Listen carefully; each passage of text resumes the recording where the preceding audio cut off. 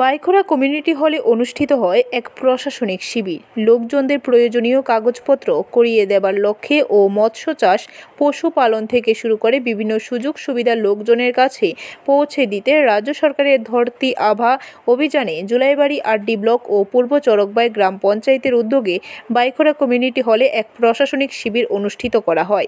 আজকের এই শিবিরে PRTC, income certificate, marriage certificate, Aadhaar card সহ বিভিন্ন প্রকারের সার্টিফিকেট প্রদান করা হয়। এছাড়া মৎস্য দপ্তর, প্রাণী সম্পদ বিকাশ দপ্তর, কৃষি দপ্তর সহ বিভিন্ন দপ্তরের আধিকারিক ও কর্মীদের উপস্থিতিতে লোকজনদের বিভিন্ন সুযোগ সুবিধা প্রদান করা হয়। আজকে আয়োজিত এই প্রশাসনিক শিবিরে ব্যাপক হারে এলাকাবাসীদের সমাগম ঘটে। বাইখোরা থানা সংলগ্ন কমিউনিটি হলে অনুষ্ঠিত হচ্ছে।